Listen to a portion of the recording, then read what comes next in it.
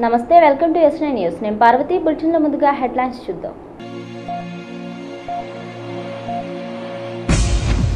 సెలవుపై వెళ్లిన జిల్లా collector Ronald రూస్, incharge కలెక్టర్గా వనపర్తి కలెక్టర్ శ్వేత మహంతి.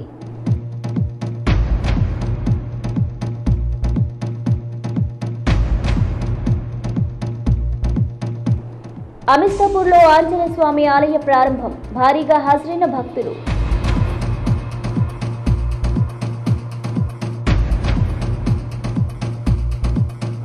పాలమూరు పెండింగ్ ప్రాజెక్టుల పూర్తిపై మంత్రి హరీష్ రావు ప్రత్యేక దృష్టి. ఇక నుంచి నేరుగా సమీక్షలు చేయడానికి రంగం సిద్ధం. ఉమ్మడి పాలమూరు జిల్లాలో ఈ ఏడాది 8 లక్షల ఎకరాలకు సాగునీరు అందించాలన్న ప్రభుత్వ లక్ష్యం నెరవేరడంపై అనేక సందేహాలు ముసురుకుంటున్నాయి. జిల్లాలో సాగునీటి ప్రాజెక్టుల పనులు ముందుకు సాగడంలో అధికారుల నిర్లక్ష్య వైఖరిపై భారీ నీటిపారుదల శాఖ మంత్రి హరీష్ రావు అసంతృప్తితో ఉన్నారు. బుధ, గురు, శుక్రవారాల్లో ఉమ్మడి పాలమూరు జిల్లాలోనే మకాం పెట్టి ఆయా ప్రాజెక్టుల వద్ద సాగునీటి అధికారులతో నిర్వహించిన సమీక్షలో బహిరంగంగానే అధికారులు గుత్తేదారులపై మంత్రి ఆగ్రహం వ్యక్తం చేశారు. ఉమ్మడి జిల్లాలోని కల్వకుర్తి, నెట్టింపాడు, భీమా, కోయిల్ సాగర్ ఎత్తిపోతల పథకాల ద్వారా నిర్ణీత సమయంలో రైతులకు సాగునీరు అందించాలని ప్రభుత్వం లక్ష్యంగా పెట్టుకుంది. ఇందులో భాగంగానే మంత్రి హరీష్ రావు గత నెల కల్వకుర్తి కెనాల్ ఎత్తిపోతల పథకాల పనులను పరిశీలించారు. ఎలాంటి హడావుడి లేకుండా జిల్లా మంత్రి లక్ష్మారెడ్డితో కలిసి ఈ పనులు చూశారు. నెల రోజుల వ్యవధిలో 3 సార్లు జిల్లాలోని ఎత్తిపోతల పథకాల పనులపై సమీక్ష జరగడం గమనార్హం. ప్రభుత్వం అధికారులపై ఒత్తిడి తీసుకొస్తున్న పనులు మాత్రం అనుకున్నంత వేగంగా ముందుకు సాగడం లేదు. ఇలాగైతే ఖరీఫ్ నాటికి మంత్రి పేర్కొన్నట్టు ఆయకట్టుకు సాగునీరు అందించడం గగనమే అన్న అనుమానాలు వ్యక్తమవుతున్నాయి. ఉమ్మడి జిల్లాలో ప్రస్తుతం నిర్మాణ దశలో ఉన్న సాగునీటి పథకాల ద్వారా ఈ ఏడాది 7.50 నుంచి 8 లక్షల ఎకరాలకు నీరు అందించాలని ప్రభుత్వం భావిస్తుంది. కల్వకుర్తి ఎత్తిపోతల నుంచి 4 లక్షలు, భీమా నుంచి 2 లక్షలు, నెట్టెంపాడు నుంచి 2 లక్షలు, కోయిల్ సాగర్ నుంచి 50,000 ఎకరాలకు సాగునీరు అందించాలని లక్ష్యంగా పెట్టుకుంది. ఇదే విషయాన్ని మంత్రి హరీష్ రావు పర్యటన ముగింపు సందర్భంగా దేవరకద్రలో స్పష్టం చేశారు. ఖచ్చితంగా 8 లక్షల ఎకరాలకు నీరు అందించేలా పనులు త్వరితగతిన జరిగే విధంగా అధికారులు గుత్తేదారులపై ఒత్తిడి తెస్తున్నట్లు చెప్పారు. హరీష్ రావు 3 రోజుల పర్యటన నేపథ్యంలో వారిలో వచ్చే మార్పుపైనే సాగునీటి పథకాలు నిర్మాణ పనులు ఆధారపడి ఉన్నాయని తెలియజేశారు.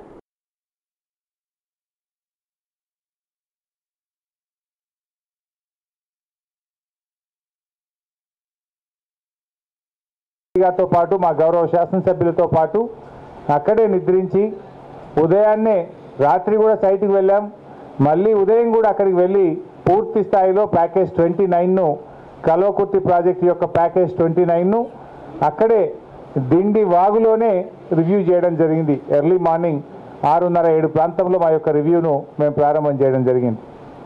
అక్కడి నుంచి దాదాపుగా 80-90 కిలోమీటర్లు కల్వకుర్తి కెనాల్ మీదనే బయలుదేరి లిఫ్ట్ 3 వరకు మేము చేరుకోవడం జరిగింది.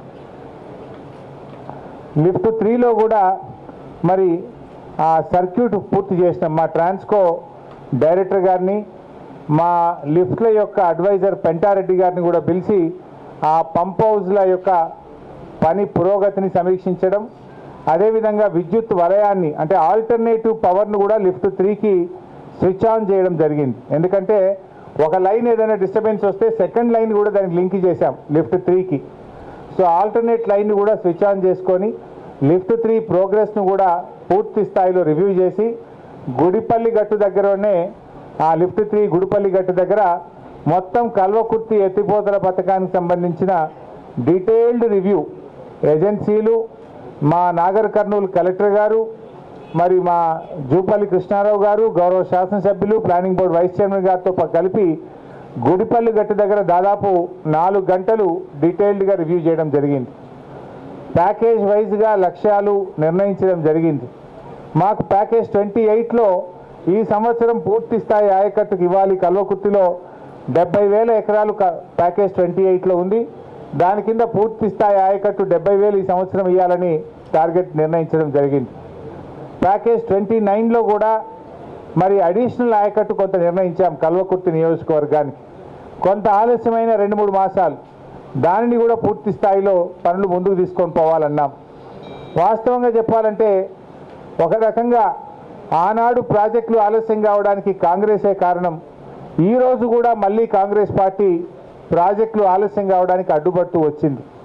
నిజంగా చెప్పాలంటే మా జర్నలిస్టులు బహుశా గమనిస్తారు, మహబూబ్నగర్ జిల్లా జర్నలిస్టులు, ఈ జిల్లాకు చెందినటువంటి కాంగ్రెస్ నాయకుడే 123 జీవో వద్దని హైకోర్టులో కేసు వేయడం ద్వారా భూసేకరణ ప్రక్రియ స్లో అయింది. వాస్తవానికి పెండింగ్ ప్రాజెక్టులు గత 2 సంవత్సరాల్లో తీసుకున్నది కాకుండా ఈ సంవత్సరం ఇంకో 4,000 ఎకరాలు అవసరం ఉండే ఈ 4 ప్రాజెక్టులలో కలిపి. వాస్తవానికి రైతులు సిద్ధంగా ఉన్నారు. మహబూబ్నగర్ జిల్లాకు చెందినటువంటి రైతులు నా దగ్గరికి వచ్చి మాకు 2013 వద్దు 123 కావాలి, 123 ద్వారా ఇవ్వాలని చెప్పి రైతులు నా దగ్గరికి వచ్చారు. ఇదే ఈ మండలం పేరేముంది, దేవరకద్ర మండలం నుంచి దాదాపు 200 మంది రైతులు 450 ఎకరాల్లో కోయిల్ సాగర్లో మాకు 123 కింద ఇవ్వండి అని నా దగ్గరికి వచ్చారు. నెట్టంపాడులో కూడా ఉదయం కలెక్టర్ గారు చెప్తా ఉండే, నాకు రివ్యూలో కలెక్టర్ గారు ఏమన్నారంటే 123 కింద రైతులంతా కూడా ధర ఒప్పుకొని మేము అవార్డు పాస్ చేసే సమయంలో హైకోర్టులో స్టే రావడం వల్ల మేము ముందుకు పోలేకపోయామని చెప్పి పొద్దున నెట్టంపాడు కలెక్టర్ గారు చెప్తా ఉన్నారు. అంటే వాస్తవంగా చెప్పాలంటే మళ్ళీ ఒకసారి కాంగ్రెస్ పార్టీ గత 10 సంవత్సరాలు అధికారంలో ఉండి ఈ జిల్లా ప్రాజెక్టులను నిర్లక్ష్యం చేశారు. ఇప్పుడు ఈ ప్రభుత్వం చిత్తశుద్ధితో వేగంగా ముందుకు పోయే ప్రయత్నం చేస్తుంటే 123 జీవోను రద్దుపరిచి మరొకసారి జిల్లాకు అన్యాయం చేసింది కాంగ్రెస్ పార్టీ నాయకులు. సరే, ఏది ఏమైనా కొంత ఆలస్యం జరగవచ్చు, కానీ తప్పకుండా మేము పూర్తి చేస్తాం. మా ఆలోచన ఏముండే, పాలమూరు వలసల నుంచి గట్టెక్కించాలి. మీరేమో గత తెలుగుదేశం కాంగ్రెస్ ప్రభుత్వాలు ఒక ముఖ్యమంత్రి ఒక నాయకుడు వచ్చి మొక్కలు నాటితే ఇంకో నాయకుడు పలకలు వేసిపోయిండు, ఒకరు పలకలు ఒకరు మొక్కలు. కానీ టీఆర్ఎస్ ప్రభుత్వం మాత్రం పెండింగ్ ప్రాజెక్టులను పూర్తి చేసి రైతాంగానికి నీరందించినటువంటి నాయకుడు కల్వకుంట్ల చంద్రశేఖరరావు గారు. బోధ్పూర్ మండలం అమిస్తాపూర్ గ్రామంలో ఆంజనేయ స్వామి దేవాలయంలోని పునఃప్రతిష్ఠాపన కార్యక్రమంలో భాగంగా శనివారం 2వ రోజు విగ్రహాలకు హోమాలు, పూజలు నిర్వహించారు. ఈ కార్యక్రమంలో సర్పంచ్ వెంకటేష్, తెరాస నేతలు, సాయిలు పాల్గొని భక్తులకు ఏర్పాట్లు చేశారు. అనంతరం గ్రామస్తులకు అన్నదానం చేశారు. ఇందులో భాగంగా ఆదివారం ధ్వజస్తంభ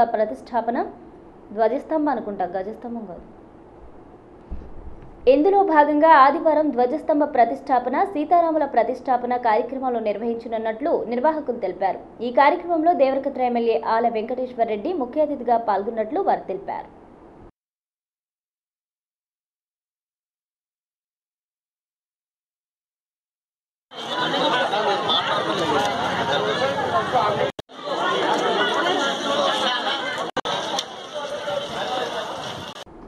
పట్టణాన్ని సుందరంగా తీర్చిదిద్దేందుకు మున్సిపల్ సిబ్బంది రంగంలోకి దిగింది. గత 2 నెలల నుండి ప్రతి వీధిలో ఎల్ఈడీ స్ట్రీట్ లైట్ విధానం అమలు చేస్తుంది.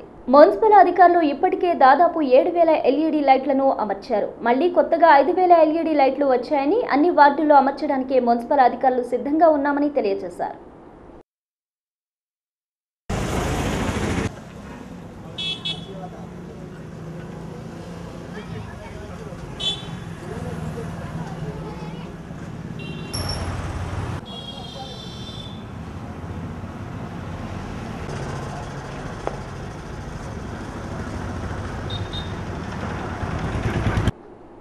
మహబూబ్నగర్ జిల్లా కలెక్టర్ రొనాల్డ్ రూస్ ఈ నెల 13 నుంచి 31 వరకు సెలవులో వెళ్లారు. ఆయన స్థానంలో ఇన్ఛార్జి కలెక్టర్గా వనపర్తి కలెక్టర్ శ్వేతా మహంతిని నియమించారు.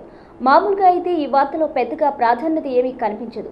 కానీ కలెక్టర్ సెలవులో కానీ మరే ఇతర పనుల మీద కానీ విధులకు హాజరు కానప్పుడు ఇన్ఛార్జి కలెక్టర్గా, జాయింట్ కలెక్టర్గా నియమించే సాంప్రదాయానికి ఇక్కడ తిలోదకాలు ఇచ్చి ఎక్కడో ఉన్న వనపర్తి కలెక్టర్కు బాధ్యతలు అప్పగించడం పట్ల సర్వత్రా చర్చ కొనసాగుతుంది. మహబూబ్నగర్ జిల్లాలో collector Ronald Rose, joint collector Sivakumar నాయుడుల మధ్య విభేదాలు తారాస్థాయికి చేరాయనడానికి ప్రత్యక్ష నిదర్శనంగా జేసీకి ఇన్ఛార్జ్ కలెక్టర్గా అవకాశం దక్కకపోవడాన్ని చూడవచ్చు. ఉమ్మడి మహబూబ్నగర్ జిల్లా పునర్విభజన తర్వాత జిల్లాకు వచ్చిన కలెక్టర్, జేసీల మధ్య ప్రారంభంలో ఎలాంటి వివాదాలు కనిపించడం లేదు. ఈ ఇద్దరు ఉన్నత అధికారులు చక్కటి అవగాహన, అంతకు మించిన స్నేహంతో కలిసి పనిచేశారు. జాయింట్ కలెక్టర్ సివిల్ సప్లై, ఇసుక అక్రమ రవాణా, భూ వివాదాలను సమర్థవంతంగా పర్యవేక్షించారు. కలెక్టర్ రొనాల్డ్ రూస్ కూడా జేసీకి అవసరమైన సూచనలు, సలహాలు ఇస్తూ కలిసి నడిచారు. మహబూబ్నగర్ మండలం ధర్మాపూర్ ఉపాధి హామీ ఫీల్డ్ అసిస్టెంట్ రామచంద్రయ్య ఆత్మహత్యకు పాల్పడడం, కలెక్టర్ ఒత్తిడి వల్లే రామచంద్రయ్య ఆత్మహత్యకు పాల్పడ్డారంటూ మృతుడి బంధువులు కలెక్టరేట్ ముందు శవంతో ధర్నాకు దిగారు. ఈ సమయంలో అక్కడికి వచ్చిన స్థానిక ఎమ్మెల్యే శ్రీనివాస్ గౌడ్ కూడా మృతుడి కుటుంబానికి మద్దతుగా నిలిచారు. ఈ ధర్నా శిబిరం వద్దకు వచ్చిన ఉపాధి హామీ సిబ్బంది కలెక్టర్ రొనాల్డ్ రోజుకు వ్యతిరేకంగా నినాదాలు చేశారు. ఇంత జరిగిన ఆ రోజు కోయిల్కొండ మండలంలో ఉపాధి పనుల పరిశీలించడానికి వెళ్లిన కలెక్టర్ అటు నుంచి అటే చెన్నైకి వెళ్లిపోయారు. ఈ ఘటనను జేసీ శివకుమార్ నాయుడు సమర్థవంతంగా ఎదుర్కొన్నారు. బాధితులతో చర్చించి వారికి అవసరమైన ప్రభుత్వ సాయం చేయడానికి అంగీకరించారు. ఈ ఘటన కలెక్టర్ జేసీల మధ్య మరింత అనుబంధాన్ని పెంచింది. కానీ రాను రాను వీరిద్దరి మధ్య చిన్నపాటి మనస్పర్ధలు రావడం, అవి పెరిగి పెద్దవి కావడం జరిగాయి. కొంతమంది అధికారులు కూడా కలెక్టర్ జేసీల మధ్య చిచ్చు పెట్టడానికి కారణంగా నిలిచారన్న ఆరోపణలు కూడా ఉన్నాయి. కలెక్టర్ రొనాల్డ్ రోజు వద్ద మంచివారిగా అనిపించుకోవాలనే తపనతో కొందరు ఉన్నత అధికారులు అవసరమైన సందర్భాల్లో జేసీపై పిత్రీలు చెప్పినట్లుగా తెలుస్తుంది. వీటిని గుడ్డిగా నమ్మడం వలనే ఆ ఇద్దరి మధ్య ఇంత పెద్దగా అఘాతం ఏర్పడిందనే చెప్పాలి. జిల్లాలో ఏం చేసినా తానే చేయాలి, ఎక్కడైనా తానే కనిపించాలన్న ఆతృతతో ఉన్నత అధికారి స్పీడుగా దూసుకుపోవడం వల్ల విభేదాలు మరింత ముదిరాయి. కింది స్థాయి నుంచి వచ్చిన ఫైల్ అన్ని పరిశీలించడంతో పాటుగా తన వేగుల ద్వారా ఆ ఫైల్ వెనుక ఏమైనా మతలబులు ఉన్నాయా అని కూడా కూపీలు లాగారని సమాచారం. మీ సేవా సూపరింటెండెంట్గా గతంలో పనిచేసిన బక్క శ్రీనివాస్పై ఆరోపణలు తీవ్రం కావడంతో ఆయన్ను మైనార్టీ విభాగానికి జేసీ బదిలీ చేశారు. అయితే అనూహ్యంగా బక్క శ్రీనివాస్ బదిలీకి కలెక్టర్ బ్రేక్ వేశారు. దీంతో అంతా బక్క శ్రీనివాస్ బదిలీ నిలిచిపోయిందని అనుకున్న తరుణంలో జేసీ శివకుమార్ నాయుడు మరోసారి బదిలీ చేస్తూ ఉత్తర్వులు జారీ చేశారు. ఈసారి కలెక్టర్ జోక్యం చేసుకోకపోవడంతో బక్క శ్రీనివాస్ మైనార్టీ విభాగంలో చేరిపోయారు. ఈ ఘటన కూడా కలెక్టర్ జేసీల మధ్య కొనసాగుతున్న అంతర్గత విభేదాలకు అద్దం పట్టింది. ఇటీవలే జేసీ శివకుమార్ నాయుడు ఇంట్లో పనిచేస్తున్న సిబ్బందిని తొలగించి కేవలం ఒక కావలికారును మాత్రమే అక్కడ ఉంచారు. ఈ ఘటనతో జేసీ తీవ్ర మనస్తాపం చెందారు.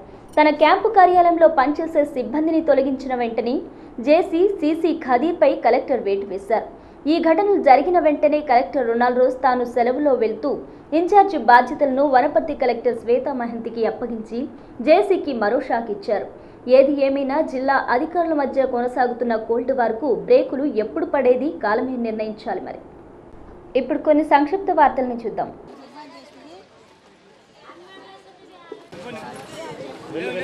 సారు మన భక్తులు కూరకు మంచిగా చెప్తున్నాడు, మనము చేసుకోవాలని కోరుకుంటున్నాడు. మనకు ఈ గుడుకుంతో తీసుకోమంటున్నాడు, మనకు బాత్రూములు కట్టుకోమంటున్నాడు. కూరగాయలు పండించుకుంటే మీకు మంచిగా ఉంటుంది, మీతో పాటు 10 మంది బతుకుతున్నారు అని చెప్తున్నాడు. గడ్డి పెట్టుకుంటే మీ పశువులు బతుకుతున్నది, నీరు తీసుకుంటే మీ పశువులు నీరు తాతున్నవి. అది గుంటలు తీసుకుంటే చేపలు తీసుకున్న కూడా మీరు చేపలు పెంచుకొని మీరు అమ్ముకోవాలి, మీరే అమ్ముకోవాలి, మేము పైసలు ఇస్తాము, మీ బతుకు తెరువు కొరకే షెడ్ ఇప్పిస్తామని చెప్పారు. వాటికి మనం అయ్యే ఖర్చు పెట్టుకోవాలి, తర్వాత సబ్సిడీ ద్వారా ఇస్తారు. ఇప్పుడు ఈ ఊర్లో వెనకటికి ఉపాధి ఏమంటే ఏం చేయాలి ఉంటే రోడ్ల మీద పోవాలి. మోపిల్లలు తాగినోడు మోపిల్లలు చూస్తున్నప్పుడు సిగ్గుపడుకుంటూ పోవాలి. స్నానం చేయాలంటే బయట స్నానం చేయాలి. మరి సభ్య సమాజం అంతా తలదించుకున్న రీతిలో బయట స్నానం చేసి ఇక మాట్లాడు బతుకులోడి గురించి మాట్లాడుతున్నాం. ఊర్లో బతకాలంటే ఏం చేయాలి, వ్యవసాయం చేసుకోవడానికి ఏమేమి సాయం అది, గవర్నమెంట్ ఏమేమి ఇస్తుంది అని చెప్పాలి. అది ఇండ్ల గురించి కూడా వస్తాం, ఇళ్ళ గురించి కూడా మేము వస్తాం. నేను అలసి ఇల్లు కావాలంటే ఇల్లు ఇస్తాం అనుకుంటున్నాము, అంటే దొరకదు కూడా దొరకదు. నువ్వు ఉన్న పెన్షన్ కూడా వస్తుంది. ఇది ఇక్కడ ఊరంతా ఖరాబ్ చేయదు. అట్లా ఇవాళ ఊర్లో పేదలకు పెన్షన్ ఇస్తున్నాం, 1000 రూపాయల పెన్షన్ వస్తుంది. ఎటకించి వస్తుంది, నాకు వచ్చిందా? ఎప్పుడో 200 ఎవడు ఇచ్చిపోతుందో తెలియపండి. సౌతలేడు అనుకో, సౌతలేడు ఎట్లా చేస్తారంటే ఏం చేయాలి? వస్తుంది. అట్లా దానికి ఒక మార్గం ఉంటుంది. ఇల్లు కడతాము నాకు వస్తుంది అంటే ఎన్జిఓ ఉన్న కనుక వస్తుంది. శ్రీనివాస్ గౌడన్న ఎంతో కష్టపడి ఆఫీసర్ ఉద్యోగాన్ని వదిలేసి మన తెలంగాణ కొరకు పాటుపడ్డాడు. జీతం వదిలేసి మన తెలంగాణ బిడ్డలందరికీ అండగా ఉన్నాడు. ఒక జేఏసీ నాయకుడు అయ్యి అన్ని పార్టీల వాళ్ళని ఒప్పించి కేసీఆర్ గారికి రైట్ హ్యాండ్ గా ఉండి తెలంగాణ సాధించిన వ్యక్తి మన శ్రీనివాస్ గౌడన్న. ఢిల్లీకి పోయి సోనియా గాంధీ దగ్గర చర్చలు జరిపి అన్ని రాష్ట్రాల దగ్గర ఒత్తిడి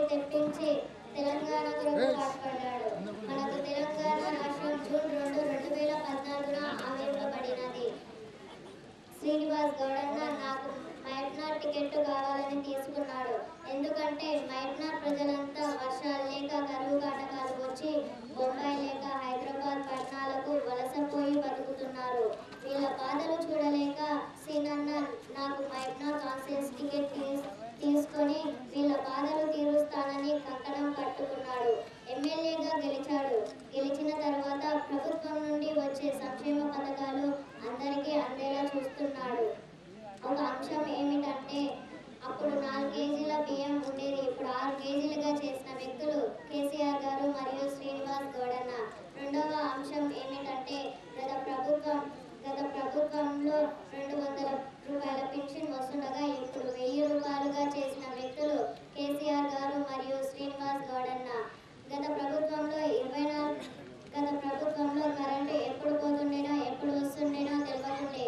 ఈ టీఆర్ఎస్ ప్రభుత్వం వచ్చినప్పటి నుండి మనకు 24 గంటలు కరెంటు ఇస్తున్నారు. మరియు mission Kakatiya, mission Bhagiratha, CC రోడ్లు, పీటీ రోడ్లు అంటూ కొన్ని వందల కోట్ల రూపాయలు మన కొరకు కేసీఆర్ దగ్గర కొట్లాడి కాన్సెన్సీ తెచ్చిన వ్యక్తి శ్రీనివాస్ గౌడన్న. మరొక విషయం ఏమిటంటే మనకు ఇబ్రహీంబాద్ దగ్గర డ్యామ్ కట్టివ్వమని కోరుచున్నాను. ఇదొకటి కట్టిస్తే మేమందరం రుణపడి ఉంటామని చెప్తున్నాను. నాయనంపల్లి గ్రామానికి వచ్చిన ఫండ్స్ ఎన్ని అంటే మిషన్ కాకతీయ నుండి 29 లక్షలు మరియు మిషన్ భగీరథ నుండి 36 లక్షలు మరియు సీసీ రోడ్లకు 10 లక్షలు మరియు మోరీలు 2 లక్షలు మరియు బోర్లు వేయించినవి ఎన్ని అంటే 6 బోర్లు, దాని యొక్క మోటార్లు మరియు 10,000 లీటర్ల ట్యాంకు, వీటన్నిటికీ కలిపి 20 లక్షలు. మరియు మనకు ఇన్ని చేసిండు కాబట్టి మేమందరం వింటుంటామని చెప్తున్నాను. మరియు వచ్చే 2019 ఎన్నికలలో నిన్ను ఇంట్లోనే కూర్చునబెట్టి మేము గెలిపిస్తామని మాట్లాడుతున్నాం. జై తెలంగాణ.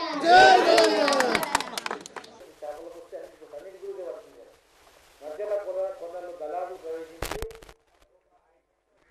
సొసైటీలో సభ్యత్వం చేయిస్తామని, లోన్లు కావాలంటే ఇన్ని డబ్బులు అవుతాయని, లోన్ వచ్చిన తర్వాత మళ్ళీ డబ్బులు కట్టాలి 60,000 అని, రకరకాలుగా కొంతమంది దళారులు ఎన్నో సంవత్సరాలుగా అలవాటు పడినటువంటి కొంతమంది నాయకుల ప్రమేయంతో ప్రభుత్వ స్కీమ్కు రంధ్రాలు పెట్టాలని చూస్తున్నారు. పేద ప్రజల జీవితాలు అభాస్పాలు కావడానికి ప్రయత్నం చేస్తున్నారు. కనుక అలాంటి వాళ్లకు ఒక హెచ్చరిక. ఇది ఒక కాన్స్టిట్యున్సీకి, ఒక మండలం పరిమితం కాదు, జిల్లా వ్యాప్తంగా. నిన్న మాకు గద్వాల జిల్లాలో కూడా తెలిసింది. అందరికీ హెచ్చరించే విధంగా ఎవరైనా ఏ సొసైటీ సభ్యత్వం, రేపు చేపల సొసైటీలో కూడా ఫ్రీ సభ్యత్వమే, గొర్రెల సొసైటీలో కూడా 51 రూపాయలు మాత్రమే ఇవ్వాలి. ఇలాంటి ₹1 కూడా అదనంగా చెల్లించాల్సిన అవసరం లేదు. 70% ఫ్రీగా వస్తాయి, 20% డబ్బులు పెట్టుకోవాలి. అంటే 1,25,000 వస్తే దానిలో 31,250 మాత్రమే లబ్ధిదారుడు కట్టాలి. అది శాంక్షన్ అయినాక కట్టే చర్యలు ఉంటాయి. పేద ప్రజల జీవితాలతో ఎవరు కూడా చిరగాటం ఆడదని నేను హెచ్చరిస్తున్నాను. ఏ ప్రభుత్వ స్కీమ్ అయినా, ఇండ్లైనా, గొర్రెలైనా, చేపలైనా, రేపు న్యాయబ్రాహ్మణులకైనా, రజకులకైనా, బట్టలు అమ్మడానికి మా మహిళలకైనా, రైతులకైనా, రేపు రాబోయే రోజుల్లో ఇచ్చేటువంటి 4,000 రూపాయలు, ఎకరానికి 4,000 రూపాయలు ఇచ్చినా అవన్నీ కూడా ఉచితంగానే వస్తాయి. మీ అకౌంట్లోనే ఈ డబ్బులు పడతాయి. ఎవరైనా మిమ్మల్ని మోసం చేయడానికి ప్రయత్నం చేస్తే మేము ఊరికినే ప్రసక్తి లేదు.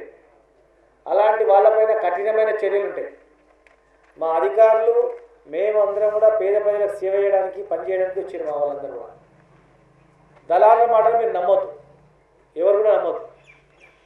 ఒక్కొక్కటి అన్నీ చేస్తాం. అన్ని స్కీములు అన్ని కులాలకు, అన్ని వర్గాలకు, అన్ని జాతులకు అన్నీ చేస్తాం. ఏ ఒక్కరిని కూడా విస్తరించాం. ఎక్కడైనా ఏదైనా జరగలేదంటే అక్కడ ఏదో కొన్ని కారణాలు ఉంటాయని అనుకోవాలి అంతే. లేదంటే ఇలా కాకపోతే రేపు ఏదైనా అనుకోవాలి. ఎన్ని లక్షల మందికి ఇచ్చినాక మీ ఒక్క ఇద్దరు పెన్షన్ చేయడం కూడా మాకు పెద్ద భారం కాదు. రాలేదంటే ఆధార్ కార్డులో ఏజైనా తప్ప ఉంటుంది, లేదంటే వాళ్ళ కొడుకో కోడలో గవర్నమెంట్ జాబ్ చేస్తుండాలి, ఏదో ఉంటుందండి. దానికి ఎట్లా అధిగమించాలని ఆలోచించాలి. కానీ రాలేదు సార్ అని కారణాలు చెప్పకుండా ఉట్టి ఆఫీసర్ల మీద కూడా అనొచ్చు. అటువంటి వాళ్ళని ఖచ్చితంగా ఒకవేళ కొడుకు ఉద్యోగం వచ్చినా వాడు ఎక్కువ బతుకుతున్నా అంటే సంబంధం లేకపోతే అలాంటి వాళ్ళని కన్సిడర్ చేయడానికి ప్రయత్నం చేస్తాం. రేపు ఒంటరి మహిళలు కూడా ఈ ఊళ్ళో 15 మందికి ఇస్తున్నారు. ప్రతి ఊళ్ళో 10-15 మంది ఉన్నారు. 10-15 మంది నిన్న మొన్నటి వరకు ఒకరి మీద ఆధారపడి బతుకుతుంది. ఇవాళ ఒక 1000 రూపాయలు ఇవ్వాలి, ఎవరి మీద ఆధారపడకుండా బతుకోగలుగుతారు. కనుక దయచేసి ప్రతి గ్రామంలో ఉన్నటువంటి సర్పంచ్, ఎంపీటీస్, మా నాయకులు, మా పార్టీ నాయకులు ఒక విజిలెన్స్ మాదిరిగా నిఘా పెట్టి ఇలాంటి అక్రమాలు ఎవరు చేస్తున్నారు, పేద ప్రజలు ఎవరు మోసం చేస్తున్నారు వాటిపైన పనిగట్టి పట్టించి అలాంటి వాళ్ళని పట్టించినట్లయితే నేను స్పెషల్గా బహుమానం కూడా ఇస్తాను.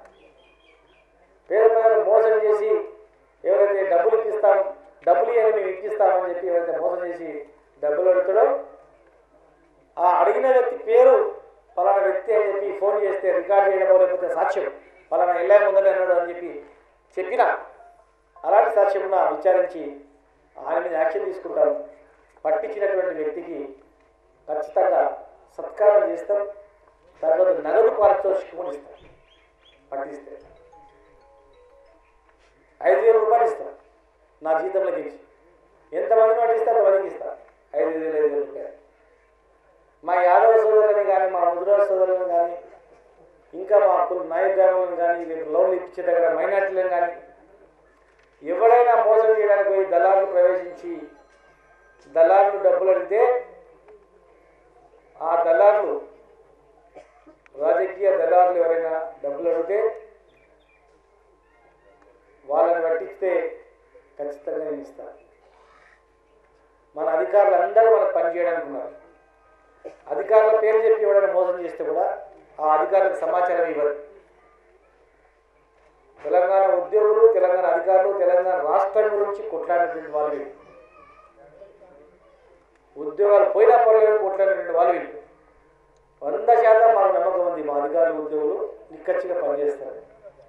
ఎవరైనా మధ్యలో మోసం చేయాలంటే మన కార్యకర్తలు నిఘా పెట్టాలి, నాయకులు నిఘా పెట్టాలి, స్వచ్ఛంద సంస్థలు నిఘా పెట్టాలి, ఎన్జిఓ సంఘాలు, ఆర్గనైజేషన్స్, వాలంటీర్ ఆర్గనైజేషన్స్ నిఘా పెట్టాలి. అలాంటి వాళ్ళని ఉద్యోగ సంఘాలు కూడా నిఘా పెట్టాలి. ఎవరికి వాళ్ళ దృష్టికి వచ్చి పలానా ఇట్లా మోసం చేయని ప్రయత్నం చేస్తామని చెప్తే ఖచ్చితంగా వారికి సత్కారం చేసి నగదు పారితోషికం ఇస్తారు. భవిష్యత్తులో ప్రతి స్కీమ్ నిజాయితీగా విజయవంతం అయ్యేటట్లు లబ్ధిదారులు చేసినట్లు గ్యారంటీ చేస్తాం. ఈరోజు ప్రతి చుక్క బొట్టును కూడా వృధా చేయకుండా ఎక్కడికక్కడే ఇంకింపజేసి మన పంటలు మంచిగా వచ్చేటట్లు, పంటలు పండేటట్లు చేయాలని గొప్ప స్కీమ్ వచ్చింది. మరి ఈ స్కీమ్ కూడా ఇంప్లిమెంట్ చేయాలి. ఇంకా మరిన్ని వివరాలు ఈ గొర్రెలకు సంబంధించి ఆల్రెడీ జలప్రభ అయిపోయింది కనుక ఇప్పుడు ఓన్లీ గొర్రెలకు సంబంధించినటువంటి స్కీమ్ మీద జిల్లా వ్యాప్తంగా జరుగుతున్న వాళ్ళపైన చెప్పడం జరిగింది కనుక దాన్ని దయచేసి ప్రత్యేకంగా తీసుకోవాలి. బులెటిన్ ముగించే ముందు హెడ్లైన్స్ మరోసారి చూద్దాం. సెలవుపై వెళ్లిన జిల్లా కలెక్టర్ రొనాల్డ్ రోజ్, ఇన్ఛార్జి కలెక్టర్గా వనపర్తి కలెక్టర్ శ్వేత మహంతి.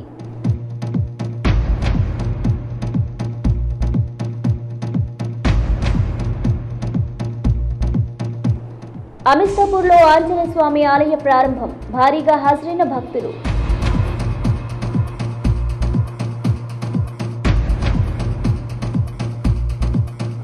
పాలమూరు పెండింగ్ ప్రాజెక్టుల పూర్తిపై మంత్రి హరీష్ రావు ప్రత్యేక దృష్టి, ఇక నుంచి నేరుగా సమీక్షలు చేయడానికి రంగం సిద్ధం.